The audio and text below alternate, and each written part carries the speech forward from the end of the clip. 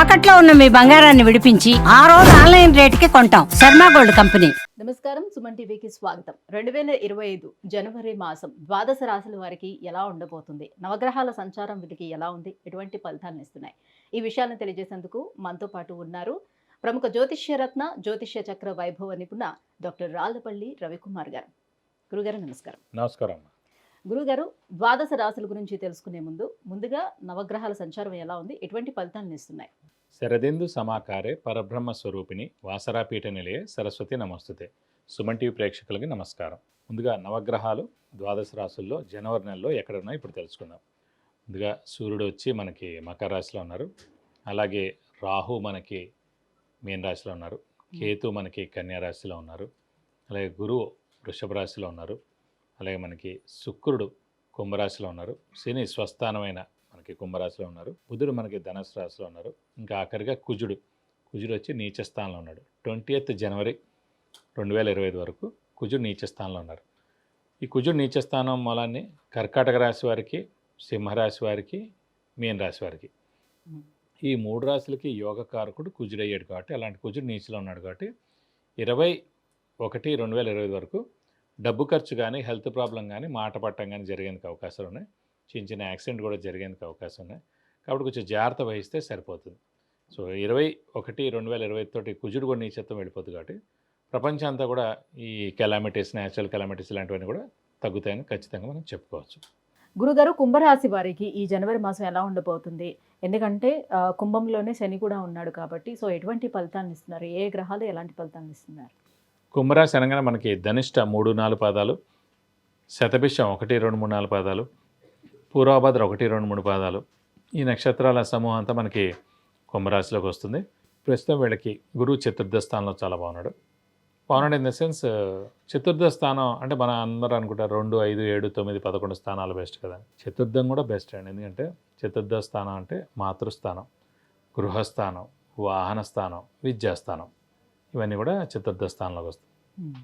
సౌఖ్యస్థానం, general happiness, ప్రశాంతత, ఇదంతా కూడా చతుర్థ స్థానం. అలాంటి చతుర్థ స్థానంలో గురువు చాలా బాగున్నాడు కాబట్టి గురువు బాగానే ఉన్నట్టు మనం చెప్పుకోవాలి. అలాగే రాహు కేతులు మటుకు మిశ్రమంగా ఉన్నాయి. ఎందుకంటే ద్వితీయ స్థానంలో రాహు ఉన్నాడు.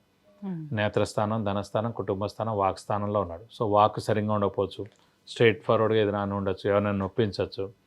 అలాగే ధనానికి కొంచెం ఇబ్బందిగా ఉంటుంది. ఎందుకంటే ద్వితీయ స్థానంలో రాహు ఉన్నాడు, అంటే ధనస్థానంలో రాహు ఉన్నాడు కాబట్టి ఒడిదుడుకులు ఉండడం, ఫైనాన్షియల్గా ప్రాబ్లమ్స్ ఉండడం, కొంచెం అప్పులు చేయాల్సి రావడం, అప్పులు వాడ బెడద ఎక్కువగా ఉండడం, కొత్త అప్పులు చేయడం అని కూడా జరుగుతుంటాయి. సో కుటుంబ స్థానంలో రాహు కాబట్టి ద్వితీయ స్థానం సేమ్ కాబట్టి కుటుంబంలో చిన్న తగాదాలు రావడం జరుగుతుంటాయి. ఉద్యోగస్తులకైనా అంతేనా? ఎవరికైనా అంతే. నేత్రస్థానం కూడా అంటారు ద్వితీయ స్థానం. నేత్రస్థానం అంటే ఆరోగ్యం అనుకోవాలి. సో ఆరోగ్యం కూడా చిన్న ఇబ్బందులు ఉండడం. ఇక ఏలినాటి శని కూడా నడుస్తుండడం.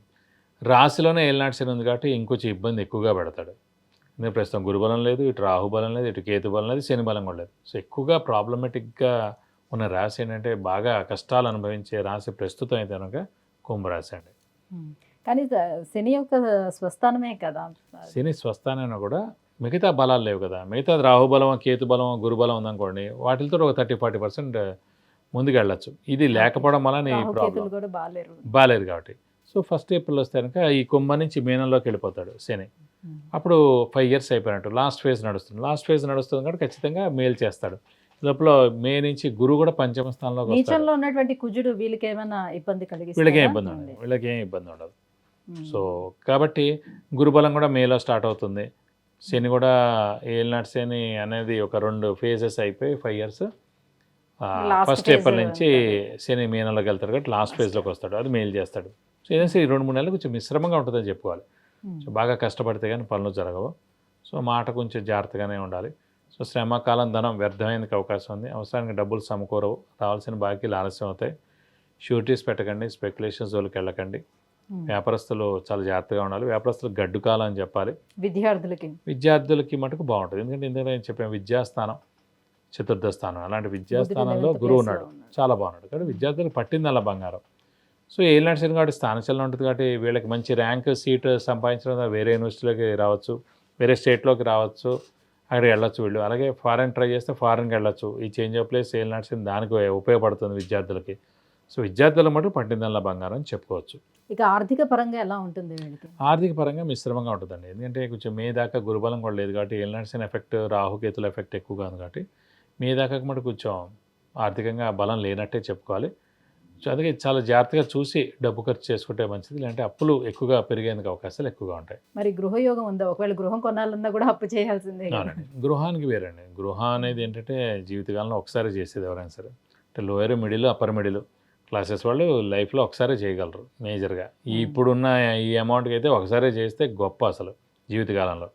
కాబట్టి చతుర్థ స్థానం అనేది గృహస్థానం కాబట్టి ఇల్లు కానీ స్థలం కానీ కొనేందుకు అవకాశం ఉంది. ఖచ్చితంగా కొంటారు మే లోపల.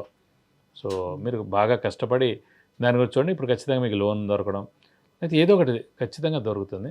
సో ఏదైనా సరే మీ మానవ ప్రయత్నం మీరు చేయాలి. చేస్తే ఖచ్చితంగా గృహం కొనేందుకు అవకాశం ఎక్కువగా ఉంది.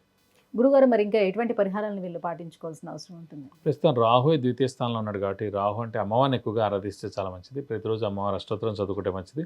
అలా వీలైతే అమ్మవారి టెంపుల్కి ప్రతి శుక్రవారం వెళ్ళి 41 ప్రదక్షిణాలు చేస్తానికి మీకు అన్ని విధాలు మంచి చేకూరుతుంది. విద్య, ఉద్యోగం, విదేశీయానం, వివాహం, వ్యాపారం, సంతానం, గృహం, ఐశ్వర్యం వీటన్నిటికీ సంబంధించి ఎటువంటి విషయాలు తెలుసుకోవాలన్నా కింద స్క్రోల్ అవుతున్నటువంటి నెంబర్కి కాల్ చేసి గురుగారి యొక్క అపాయింట్మెంట్ పొందవచ్చు. గురుగారు, ఈ 2025 జనవరి మాసం కుంభరాశి వరకు ఎలా ఉండబోతుంది, ఎలాంటి పరిహారాలు పాటించాలి, ఈ అంశాలను తెలియజేసినందుకు ధన్యవాదాలు. నమస్కారం.